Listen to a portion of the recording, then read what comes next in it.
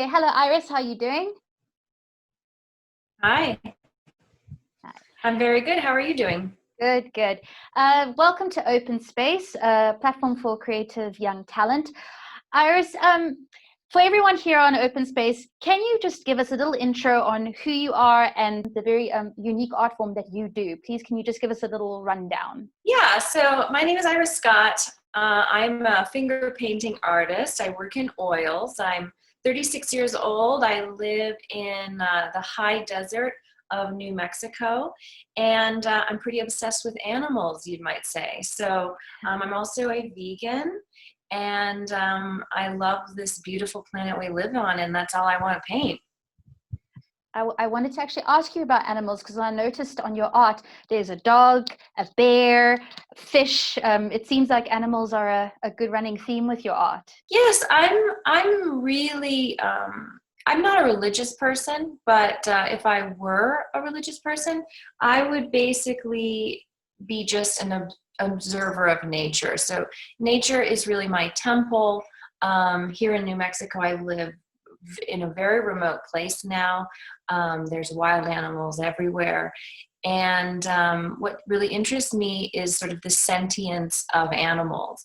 And so the reason I paint dogs so often is that that's a much more easy door into wildlife. Usually that's our first super duper connection with the sentience of an animal.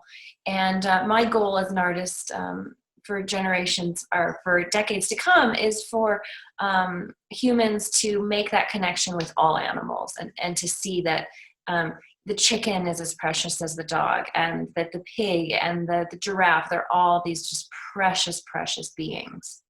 That's beautiful. My cat is sitting right underneath my computer now, so maybe she sensed Oh, that you like good. animals. Oh, good. Yeah, I don't know where. I'm surprised she hasn't walked over. She usually knows where the camera is all the time. They do that. Your art, can you take us through the process, what it takes to make one of your paintings? Yeah, so my paintings are, they range in size from quite small to medium size, like this big one behind me, to even much larger. A little painting is usually executed in maybe a day, right? That's a little, I go at it. A bigger painting takes a little bit more planning because I really can't mess up too badly. It's very expensive to mess up and have to fix a lot of errors and go backwards and scrape off paint. So when it comes to a large work like the one behind me, I'll generally spend a couple days using Photoshop to digitally collage everything together. And then once I have a composition I really love, then I start working from that digital sketch. Come here, Foxy. There's my cats right there. And so I start with the computer, and then I end with going into my studio. My little studio cat is always around my feet. I listen to music. I dance if I have to kind of get in the mood. And I'm always a little nervous before the painting starts because I've bitten off a lot with a bigger piece, and I want to make sure I can chew that piece. So it's a little tense in the beginning. The first strokes are always quite awkward. And I know there's going to be periods of a painting that are just drudgery. You know, honestly, like I am a professional finger painting artist, right? It sounds like fa la la la la, but I would say half of the painting is actually really hard, and half of the painting is like me trying to talk myself out of it. Even having very negative thoughts like, this is ugly, you're not a good painter. And then there's this other voice that's like, enough of that, you know, you're incredible, you're a genius, actually, shut that girl up. And it started this back and forth, this battle. And luckily the good one always wins.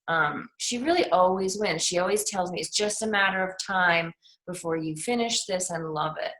And then usually in the, I'm painting, and the painting's starting to come together. We're almost done with the painting. And then it's pretty blissful as it all kind of comes together. And I get to have this wonderful sense of, wow, I did that. I actually did that. I can't kind of believe I did that. And it's this wonder and this gratitude for being alive and being able to be a professional artist, and use my whole brain day after day to do that. So finger painting is very therapeutic too. Can That, be. that was so beautiful what you said. And I find it a common theme with artists. You have that inner struggle of, and when I say artists, I mean musicians, dancers, Mm-hmm. anyone, that inner struggle of, I'm terrible, I'm useless, and the other side going, but I am unique, but I am important. So did it take you a while to learn to Yeah, quiet that other voice? yeah, it did. It.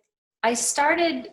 I started practicing drawing and painting when I was 7, pretty seriously. I really was pretty focused on learning it, and I used little wins all the time to sort of prove to myself that, see, I'm not a failure. I just did that little painting, that little drawing, and so it's really been a series of little wins.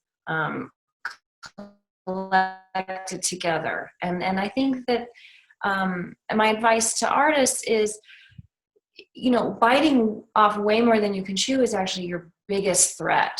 But setting yourself up for tremendous failure because you're trying to go too big too soon. It's very important to don't try to paint a painting this big until you've painted many this big. So yeah, I think I'm getting better at believing I'm a genius. The important thing is to believe you're a genius and then carry out the behaviors of what a genius would do. Okay, that's so inspiring.